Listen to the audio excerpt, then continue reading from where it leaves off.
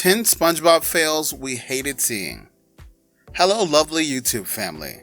Today we're going to talk about 10 Spongebob fails we hated seeing. You really don't want to miss this. SpongeBob has done his fair share of terrible things, whether it's simply being dumb and gullible to Patrick's advice or allowing his ignorance and naivety to get the best of him. They haven't done as much damage to Bikini Bottom as Mr. Krabs' misdeeds or Squidward's borderline sociopath, but they have nevertheless caused hurt and even destruction. Here are 10 of SpongeBob's unfortunate mishaps we hated seeing. Number 1. The Wumbo Incident. SpongeBob isn't one for committing crimes and normally has a good moral compass, except for that one occasion when he got a taste of Mermaid Man's belt. He not only shrank Mermaid Man and Barnacle Boy, but he also set the belt to Wumbo without understanding anything about Wumbology. SpongeBob refused to come clean and correct what he'd done even when he was given the opportunity, and instead began shrinking everyone out of paranoia. Number 2.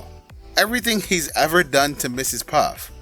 What did SpongeBob do to Mrs. Puff that was so heinous that simply mentioning her name here is enough? Everything.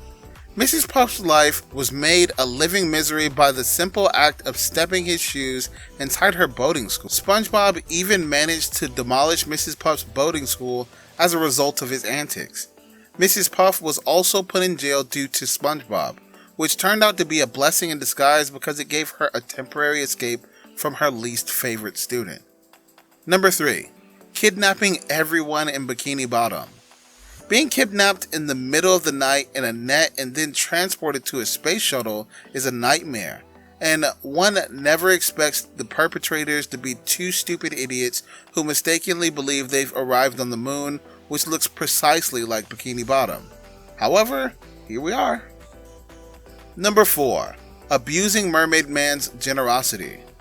Mermaid Man, in addition to Mrs. Puff, is another Bikini Bottom resident who SpongeBob enjoys unwittingly bothering. SpongeBob also received a conch signal in addition to the Wumbo shrinking belt, which allowed him to summon the superheroes and have them answer the crisis call immediately. SpongeBob, being their biggest fan, has gone overboard and began calling them for every errand he has. Even the most mundane task, like opening a jar, was an Avenger-level threat that necessitated superhuman intervention. Number 5. Driving Gary to exhaustion.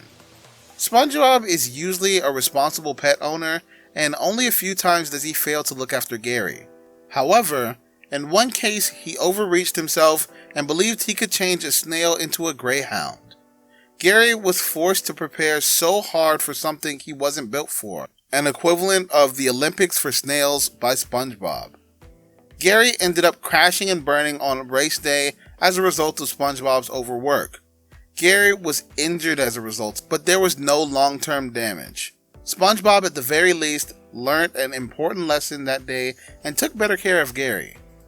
Number 6. Infecting everyone with fungus. SpongeBob has nearly destroyed Bikini Bottom before, but infecting the entire town with a fungus is by far the most nasty means of wrecking everyone's lives. SpongeBob started it all when he discovered a contagious marine fungus on the floor of his house. Patrick made matters worse by instructing SpongeBob to scratch as hard as he could to get rid of the fungus itch.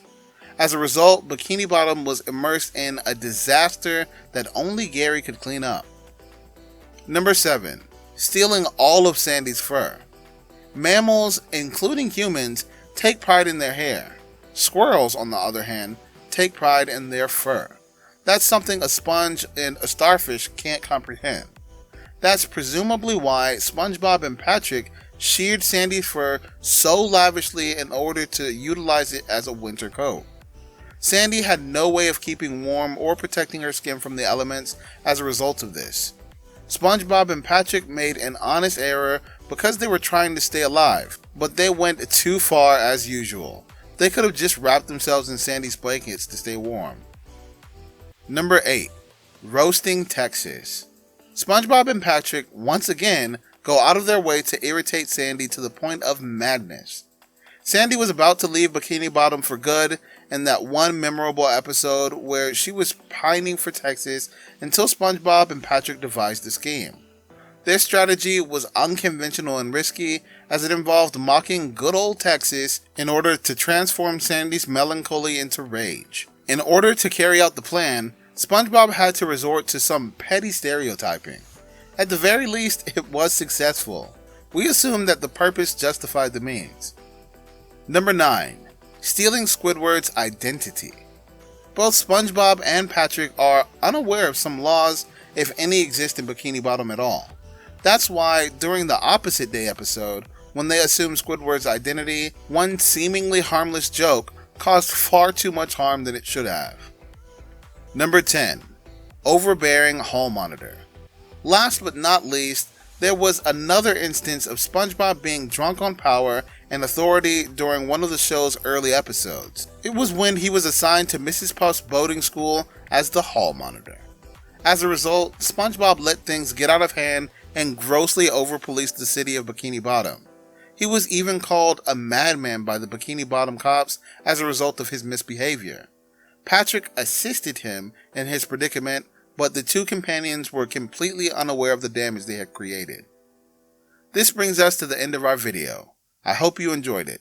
Hit like if you did, and don't forget to subscribe to our channel so that you don't miss any of our videos in the future.